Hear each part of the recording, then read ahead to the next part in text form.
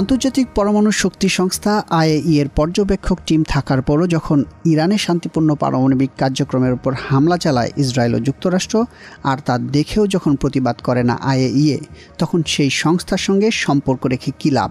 সেই প্রশ্ন ওঠে সঙ্গত কারণেই।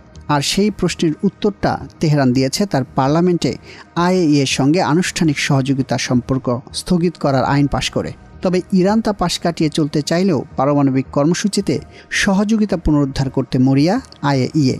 আর এমন যখন পরিস্থিতি, তখন ইরানের প্রেসিডেন্ট মাসুদ পেজেশকিয়ানের সাফ কথা, আগের দ্বিচারিতা বন্ধ করুন।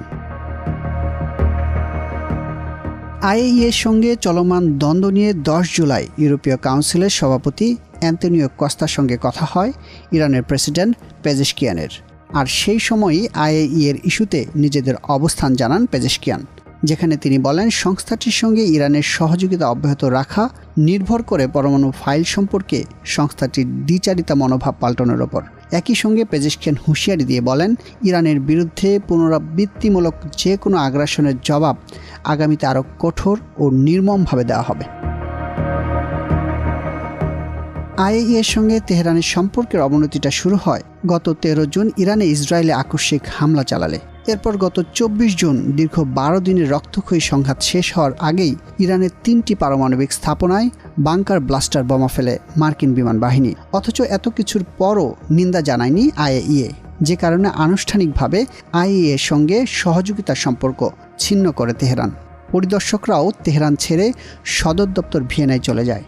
তবে এই দ্বন্দ্ব মিটিয়ে দ্রুতই পর্যবেক্ষকদের তেহরানে পাঠিয়ে পুনরায় কাজ করার ইচ্ছা পুনর্ব্যক্ত করেন সংস্থাটির প্রধান রাফায়েল গ্রোসি। এরপর থেকেই সেই চেষ্টা অব্যাহত রেখেছে IAEA।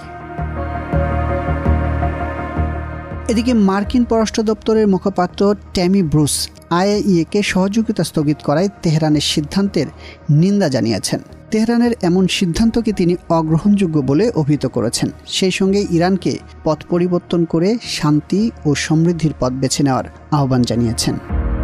মাহফিল অ্যাপস, দেশের সর্ববৃহৎ ইসলামিক ভিডিও স্ট্রিমিং অ্যাপস। হালালভাবে সকল ইসলামিক ভিডিও দেখতে এখনই ইনস্টল করুন।